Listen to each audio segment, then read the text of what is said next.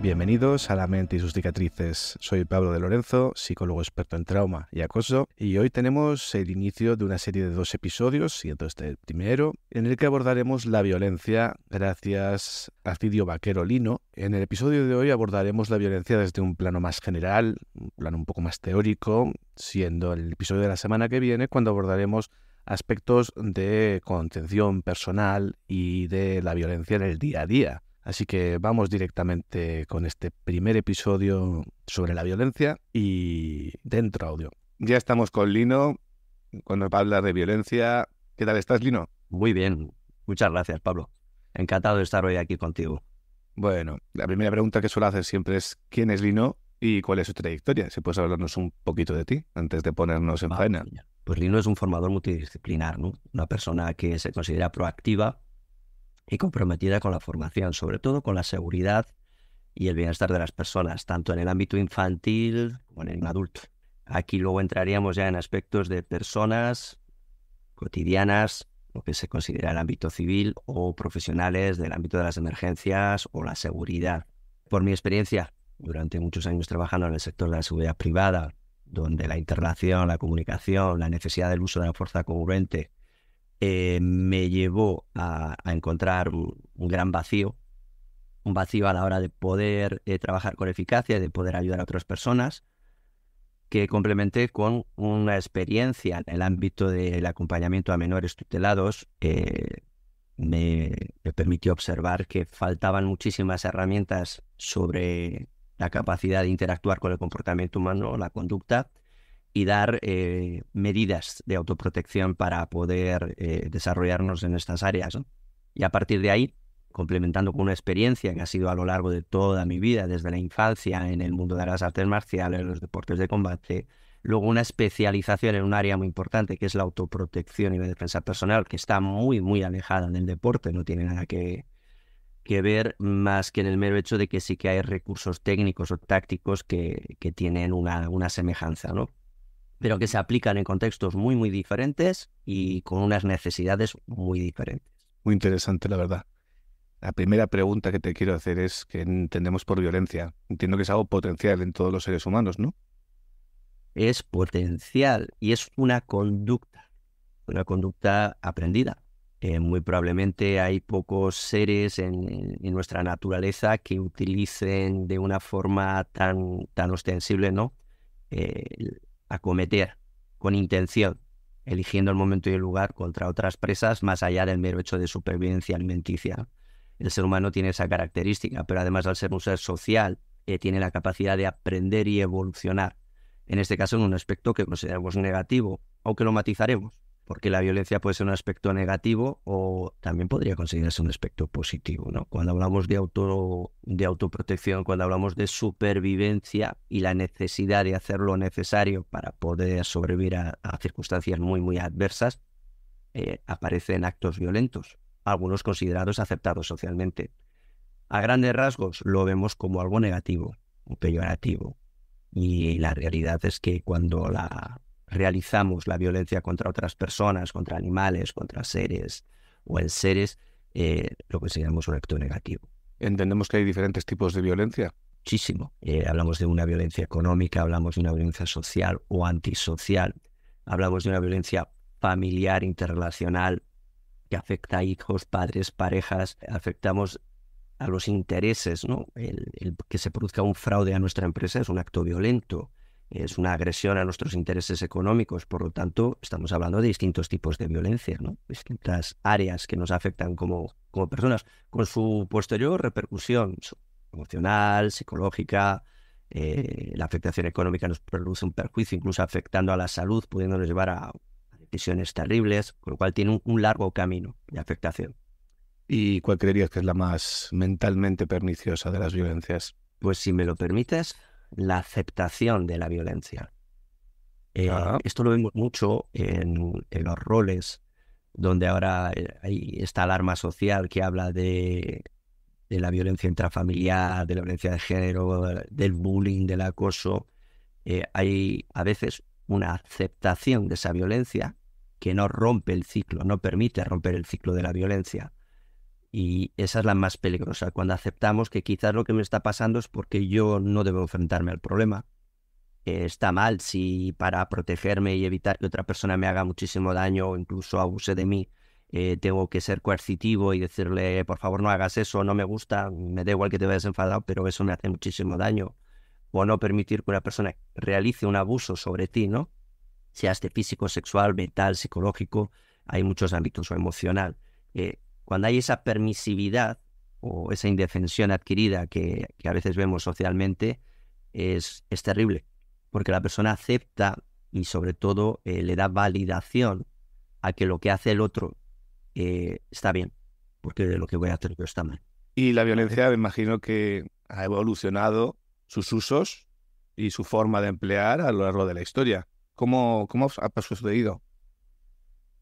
Efectivamente, la violencia es una constante, ¿no? Permite su adaptabilidad y su evolución desde que el ser humano, por poner el ejemplo más común que todos escuchamos, desde que salió de las cavernas y empieza a buscarse la vida para lograr alimentos, para poder reproducirse, para lograr más espacio, hemos utilizado un elemento que se llama la fuerza.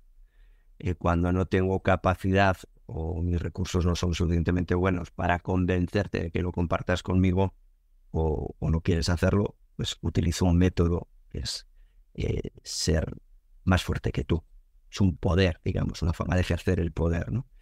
¿Ha ido evolucionando a lo largo de la historia? Pues sí, evidentemente. Desde no tener capacidad o desarrollo cognitivo para pensar que lo que hago lo hago con un fin determinado, todavía teníamos quizás una mente muy primitiva, a la plena conciencia de que yo puedo ejercer la violencia de una manera efectiva para mí, ¿no? Si tengo mayor grado de manipulación que tú, tengo más capacidad para producirte daño en distintos aspectos, emocional, físico, psicológico, económico, etcétera. Si a través de esa interrelación, ya sea presencial o no, sea online o offline, puedo llegar hasta ti y puedo atemorizarte, evidentemente ha evolucionado. Luego podemos entrar en el aspecto de han evolucionado las armas, por supuesto. Podemos producir más daño y más daño a distancia y puedo intimidarte más porque mi arma es más grande y más poderosa que las que tienes a tu alcance para protegerte. Y hay que tener en cuenta que a lo largo de la historia muchos de los elementos que se han utilizado como elemento de fuerza, tanto coercitiva, el miedo, el poder, la violencia, han sido validadas, eran naturales, incluso aceptadas. Hubo un momento en que la esclavitud fue un hecho aceptado, ¿no? La Sí, gente lo veía bien, era un gesto violento, era agresivo, coartábamos la libertad de las personas, su posibilidad de tener su vida independiente, claro, y sin embargo una parte de la sociedad lo validaba, estaba bien, y además te consideraban que tenías un estatus social más alto que los demás si tenías una persona esclavizada, ¿no? Todo eso ha ido cambiando, por lo tanto, se han modernizado los derechos, se han modernizado la violencia, se ha ido adaptando, se ha vuelto más estructural y ahora con los medios electrónicos que tenemos, pues llega de una manera mucho más fuerte, digamos, mucho más solapada a veces a nuestros hogares y está produciendo una gran problemática social, ¿no? Todo el tema del ciberacoso, las ciberestafas, es un tipo de violencia totalmente evolucionada, moderna, actual, que no existía hace 100, 500, 10.000 años. pero yo creo que tiene que quedar claro para los espectadores que cuando hablamos de violencia no hablamos de agresión física únicamente, sino agresión en el sentido o sumisión. La violencia es una forma de utilizar el poder. Yo Sí, no tengo por qué ser agresivo y producirte un daño físico. Lo vemos en las situaciones, ¿no? De la violencia en la pareja, la violencia intrafamiliar, la violencia en un centro de salud donde alguien por su discapacidad tiene más capacidad de generar ese poder sobre los demás, de intimidarlos. Si yo en casa soy la persona más autoritaria, más dominante, tengo controlado todo el entorno. No pego a nadie. Así. pero no es necesario llegar al extremo de la violencia física. Es más, la violencia emocional o la violencia psicológica producen tanto o mayor daño y estrago que la violencia física. Sí, sí. Al final también yo entiendo que la violencia física es combatible, entre comillas, injustificable, por decirlo así, en muchas situaciones, pero la violencia más civilina, manipulación y provocar esa indefensión adquirida, aprendida, marca mucho más a las víctimas que un simple golpe. Hay víctimas que dicen que sobrellevan mucho mejor sus cicatrices físicas, como bien defines, a las emocionales. Al final también se necesitan recursos diferentes. A veces compartidos. A ver, evidentemente para una persona que es víctima de una violencia física necesita autoestima, autoconcepto, carácter, determinación, creer en sí mismo, necesita habilidades quizás físicas o que se denominan técnicas, la capacidad de afrontamiento, la decisión de afrontarme. Pero en una situación donde soy víctima de una pareja acosadora, una persona manipuladora que me subyuga, que me tiene totalmente aislada de mi entorno, necesito muchísima autoestima, necesito capacidad de afrontamiento, de creer en mí, de buscar ayuda externa. Hay herramientas compartidas, no se aíslan, no se comparten tanto.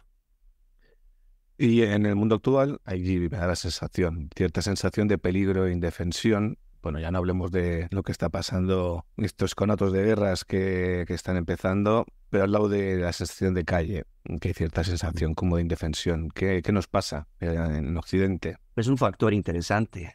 Tendríamos que irnos casi exclusivamente al campo de la sociología, ¿no? A la evolución sociológica. Han cambiado los parámetros sociales, han cambiado las necesidades, no quizás tanto llanas de la sociedad, sino las que se implementan como conductas generalizadas, pues, creadas por los estados, una nueva forma de nuevo cambio social, ¿no? De este siglo, en esta era de la información, que es la era de la desinformación, que nos produce muchísima ansiedad y nos produce muchísimos problemas. Hemos generado en los últimos, podríamos decir que los últimos 30 años, ¿no? Un cambio cultural. Antes las personas teníamos la mentalidad de afrontamiento, de trabajar muchas horas, de enfrentarnos a los problemas, de estar siempre preparados para saltar. Y hemos ido, o nos han ido modulando, diciéndonos que, bueno, que no es cierto, que hay una serie de servicios que están ahí exteriores, que hay una serie de personas o organizaciones o organismos que van a velar porque nuestra seguridad, nuestro bienestar, nuestra salud va a estar ahí. No va a pasar nada malo, porque además vivimos en una sociedad que está idealizada, ¿no? Somos todos amigos, no hay confrontación, no hay conflicto. ¿Qué nos demuestra la realidad? Que no es así. Los conflictos son inherentes a la relación humana y además necesarios, porque un conflicto es una forma diferente de encontrar a veces una solución a un problema. Cuando se enquista, cuando es mal enfocado, cuando no tenemos herramientas de afrontamiento, se produce una escalada, ¿no? en ese conflicto. Si la sociedad en general, nosotros, las personas, nos hemos creído que yo no tengo que enfrentarme a ningún problema porque X va a venir a solucionármelo, voy día a día creando esa indefensión. No hago nada porque no es necesario que yo lo haga y además si lo hago quizás incluso esté mal, ¿no? Ahí podríamos entrar en algo que es interesante, que es de dónde proviene la legítima defensa, que hasta el siglo XIX era un elemento común y además totalmente permitido a todas las personas, y los estados recondujeron eso. A ver cómo las personas van a tener derecho a hacer daño a otros. No. Usted, si le pasa algo, ya iré yo a ayudarle, ¿no? Esa subdelegación que hemos hecho de ese derecho nos ha llevado también a no querer protegernos, no querer defendernos, no querer afrontar problemas. Si a eso le vamos sumando que a lo largo de los años los mensajes y las campañas son en ese sentido de tienes un problema, no pasa nada, te lo vamos a solucionar, pues me quedo sentado en mi sofá y mientras el problema crece y yo no lo afronto, porque bueno, no es mi responsabilidad hacerlo, voy creando un problema adyacente, ¿no? Que va creciendo a la vez, que es mi incapacidad para solucionarlo a la vez que el problema se crece, se empodera. Claro, de lo que tú estabas hablando de la legítima defensa, ¿crees que el porte de armas personales haría un mundo más seguro? Hablo de armas personales, no me refiero únicamente a sprays de pimienta, sino a armas de fuego o algo con capacidad letal, por ejemplo. Un debate que se ha dado mucho en Estados Unidos, yo creo, Pero Sí. Suiza, por ejemplo, también. Media docena de países que te tienen permitida la utilización del arma como un elemento de defensa personal. Reconocidos en su constitución, estamos hablando de unos 3 países a nivel mundial, ¿Quiénes para que serían? veamos la proporcionalidad a día de hoy. Sí. Sin embargo, estadísticamente, los estudios que tenemos en la actualidad no nos dan ningún indicativo que en sociedades, cuidado, donde pueden portar armas para su autodefensa, pero también tienen conocimiento y capacidad de utilización de esos elementos, de esas armas, también saben discernir, o tienen más capacidad de discernir cuándo o no utilizarla, si es congruente y oportuno usarla o no, frente a sociedades que simplemente son reactivas. No tengo un elemento de protección, por lo tanto, cuando llega a mis manos y si tengo que utilizarlo, es posible que no lo utilice de la manera ni más adecuada ni más oportuna. Estadísticamente no nos dice que los países que porten armas tengan más víctimas que los que no. Hay una paridad en los datos, ¿de acuerdo? Pero sí es cierto que, tú lo has definido ahora, si yo puedo portar un elemento, en este caso a nivel nacional, el reglamento de armas me permite utilizar un elemento de autodefensa como un spray de pimienta y lo utilizo en un contexto adecuado, sé cómo utilizarlo, cuándo utilizarlo, dónde y en una situación en la que realmente me estoy dando protección porque es algo que atenta contra mi integridad y es legal y lo vemos bien porque la persona lo ha utilizado en un intento de robo, en una agresión sexual y ha logrado que su victimario, la persona que la agrede, no logre su fin y aplaudimos y decimos, muy bien, esa persona ha tenido coraje, ha utilizado un elemento de autodefensa y ha salido indemne. Si eso está bien, ¿por qué criticamos o criminalizamos a las personas que en un país que pueden portar un arma y son víctimas de un intento de homicidio o de un atraco, exhiben su arma y disuaden a la persona que va a cometer el delito de que siga con su intención y logran marcharse bien? ¿Cuál es la diferencia, no? Ellos tienen un elemento más poderoso, pero también controlan ese elemento de una manera más eficaz que nosotros, que no tenemos permiso para utilizar esos elementos.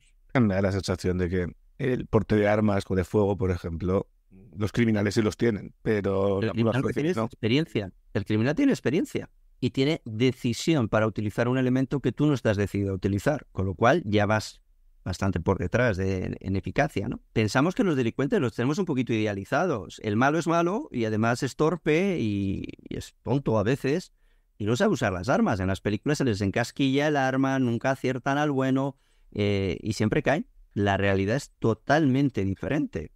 En los centros penitenciarios, en los centros de menores, en los pisos tutelados, en las lonjas que tienen ocupadas, dedican horas al día a entrenarse, a mejorar las habilidades de combate, a utilizar elementos que nosotros consideramos prohibidos, como cuchillos, machetes, palos, botellas. O sea, entrenan entre ellos, practican, mejoran sus habilidades, se autoprotegen, porque entre ellos pelean también.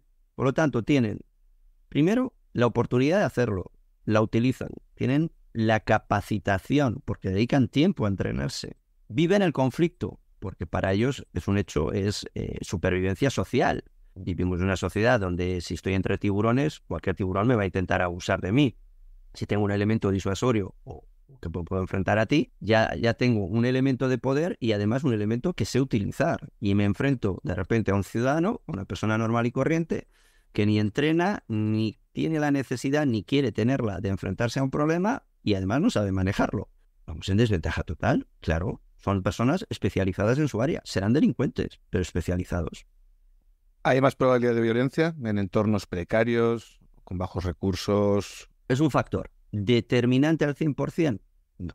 Siempre se ha asociado que la criminalidad ocurre entre sociedades de clase baja, en barrios marginales, personas que no tienen cultura o no tienen medios económicos, y sin embargo la realidad nos dice que los grandes depredadores económicos que estafan, que roban, son personas con conocimientos muy altos, con 1 o 2 o 3 carreras, con empresas muy potentes, personas con un alto nivel de vida.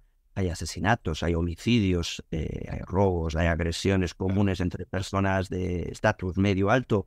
Entonces, evidentemente, si yo no tengo recursos, yo vivo al día, vivo en una chabola donde me entra el agua, no tengo comida, no tengo trabajo, tengo una necesidad, se llama supervivencia. Esa persona puede ser, siempre, afortunadamente, puede caer en el lado fácil de buscar utilizar un medio, la fuerza, la intimidación, la violencia, para lograr un fin, que es sobrevivir. Entonces va a robar, va a delinquir, pero no significa que las personas que tienen todo a su alcance no hagan lo mismo, porque al final hablamos de una necesidad.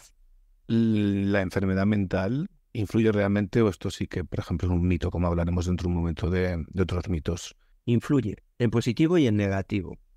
Una persona que es víctima de una mala experiencia en la vida, que ha sufrido un trauma, sufrió una psicosis, que está bajo una depresión, ¿es un criminal? No, no tiene por qué ser un criminal. Puede ser que esa conducta, si no es seguida, si no está controlada, si no ayudamos a que la persona tenga más herramientas de autocontrol para su autocuidado, pueda derivar, donde hay otros componentes como influyen el medio ambiente, la familia, la socialización, el barrio donde vive, sus medios de subsistencia, todo influye para que la persona pueda ir hacia un camino más violento. Y sin embargo, por ejemplo, las personas que sí sufren enfermedades mentales severas sí suelen ser víctimas, en este caso, de las personas normalizadas de su alrededor, porque abusan, utilizan esa problemática para su beneficio, ¿no? Desde el maltrato psicológico y físico al abuso sexual o otro tipo. Quería preguntarte si hay mitos sobre la violencia que estén extendidos. Si nos puede poner algún ejemplo o desmentir alguno de ellos, o todos los que podamos. Un mito bastante extendido es que, por ejemplo, las mujeres no son violentas, no pueden agredir. Tienen esa capacidad. Cuidado, vendemos una imagen muy peligrosa socialmente al hilo de esto, y es que muchas veces mandamos el mensaje social de que son personas débiles e incapaces. Cuidado. Mujer, igual que un hombre, es una persona que si tiene la motivación necesaria, logrará y hará lo que sea necesario en determinadas circunstancias. Y a veces esto es un gran mito, ¿no? Los niños, es una problemática que ahora a nivel nacional, otros países ya están modificando leyes. Un infante, un joven, no puede hacer daño a otro. Es un ser puro, ¿no? Esa persona, si tiene un problema o una necesidad X o una determinación X, puede cometer un delito y pasa, secuestros, asesinatos, utilización de otros menores. Tienen capacidad de hacer el mal, por supuesto. Aquí nace otro mito, ¿no? Si es alguien jovencito, menor de 18 años, no pasa nada. Son un par de ejemplos, por ejemplo. Para la redundancia, son 2 ejemplos para un ejemplo. ¿Y las fuerzas de seguridad como la policía realmente son elementos suficientes para que la población de a pie se sienta realmente segura? Suficientes por sí solos no, porque la primera persona responsable de nuestra seguridad, de nuestro bienestar, de nuestra salud, somos nosotros. Un servicio de emergencias, un servicio de urgencias, un bombero, un médico, un enfermero, un conductor de ambulancia, un policía, un militar, no va a actuar hasta que no se ha cometido la emergencia, hasta que no se ha producido o no se ha cometido un delito. Por lo tanto, es una herramienta, es un mecanismo previo, preventivo, también es disuasivo. Nos alimentamos bien para no tener una enfermedad coronaria. Nos dicen que si me alimento bien tengo menos posibilidades, que si además hago físico y entreno un poquito semanalmente, pues mis condiciones personales son mejores, mi salud es mejor y voy a evitar una serie de problemas. Y eso lo asumo, unas personas y otras no. No hay un policía por cada ciudadano, es imposible en ningún país del mundo. Y además no van a actuar hasta que no haya ocurrido lo que tenga que ocurrir. Por lo tanto, la primera barrera de defensa, la barrera primaria de autoprotección, somos cada individuo. La autoconsciencia de nuestra responsabilidad. ¿Y qué puedes decir de la frase, lo que se obtiene con violencia solo se puede mantener con violencia? Es una reflexión interesante. Creo recordar que la hizo José Miguel Valle, puede ser un filósofo. Al hilo de esta reflexión, si soy una persona que sufre, soy un menor de 14 años que sufre un abuso sexual en casa y esa persona intenta hacerme unos tocamientos, intenta realizar algo que yo considero que es malo para mí, no debo protegerme porque si utilizo la violencia para frenar la violencia, si le digo a esa persona que no, estoy rompiendo sus necesidades emocionales, le estoy dañando psicológicamente, posible que se sienta defraudado, decepcionado, dolido, pero a mí me va a producir un daño, por lo tanto, no hago nada, vuelvo a la indefensión, o le digo que no, o le digo que por favor no me toque, que se aleje, o le aparto bruscamente porque está haciendo algo que me molesta y me daña emocionalmente, ¿no? Depende del contexto. ¿Necesita a veces la violencia para solucionar? sí, y tenemos contextos diarios. Cuando estamos realizando cualquier labor, donde estamos dando órdenes a otras personas, donde estamos realizando una tarea y alguien no las cumple, dices, a ver, por favor, esto hay que hacerlo, sácalo ahora. Un contexto donde hay un tono de voz más alterado, no es violencia que produzca daño, pero hay una orden, hay un imperativo ahí. La lucha de los derechos humanos. ¿Por qué hemos progresado socialmente? ¿Por qué tenemos una serie de derechos adquiridos para el hombre, para la mujer, para la infancia, que nos dan validez a lo que hacemos, cuando lo hacemos, cómo lo hacemos, que estamos protegidos a nivel médico, que no pueden utilizar o hacernos ciertas o determinadas prácticas porque se consideran ilegales? ¿No ha habido una defensa de esos derechos, del derecho de los trabajadores? ¿Y no ha habido una defensa violenta donde la gente ha salido a protestar a la calle, donde ha quemado contenedores, donde ha estado delante del estamento del gobierno, de las instituciones protestando hasta que les han hecho caso, les han escuchado y ha habido un cambio social? ¿Os ha usado la violencia? Tenemos una justificación de ella. No, estoy protegiendo mis derechos. Oye, es que si no protesto no me escuchas, me ignoras y salgo aquí, protesto, me planto delante tuyo durante 2 días. Dices, bueno, a ver, ¿qué quieres? A ver, escúchame, ¿me vas a escuchar? Sí, perfecto. Esa es una utilización de la violencia. Contexto, ¿cuál es el contexto? ¿Para qué la utilizamos? ¿Cuál es el fin? ¿Voy a dañar a otras personas o voy a lograr tu atención? Creo que nos volveremos a ver para profundizar un poco sobre el tema de la violencia, pero ya en el factor individual, cómo la gente puede defenderse o cómo puede mentalizarse ante los riesgos. Pues es un poco como lo conceptualizo. Y creo que ahí hablaremos más largo y tendido sobre estos temas. Por último, en la entrevista de hoy quería preguntarte si puedes aportar algún consejo o reflexión para nuestros oyentes como forma de terminar el episodio de hoy. Uno muy, muy sencillo y que lo hemos ido exponiendo a lo largo de esta charla. Que seamos conscientes de que la responsabilidad de cuidar, de proteger, de velar por nosotros, somos nosotros mismos. Somos la primera barrera, la primera persona que tiene que tomar conciencia que tenemos que educar a nuestros hijos y acompañarlos para que adquieran herramientas que les validen su capacidad de protegerse a sí mismos. Que como ciudadanos, cuando salimos a la calle, no puedo cruzar la carretera con un teléfono en la mano por un paso cebra porque yo tengo el derecho a pasar por el paso cebra, pero poniendo en peligro al conductor del vehículo, que tiene que pegar un frenazo porque yo no le veo y salgo en un momento inoportuno y puede atropellar a otra persona, es mi responsabilidad. Ser responsables de lo que hacemos ya es una primera gran medida de autoprotección. Pues muchísimas gracias, Lino, por todo lo que nos has aportado hoy. A ti, Nos volveremos a ver pronto por el programa. Nos vemos. Un saludo. Y hasta aquí llega el episodio de hoy. La semana que viene tendréis la segunda parte en la que Lino nos explica cómo funcionar en un entorno con violencia, cómo manejar la violencia en el día a día. Creo que será muy interesante. Recordad que tenéis el correo electrónico lamenteysuscicatrices@gmail.com para cualquier duda o sugerencia. Gracias por escuchar. Nos vemos en el próximo episodio.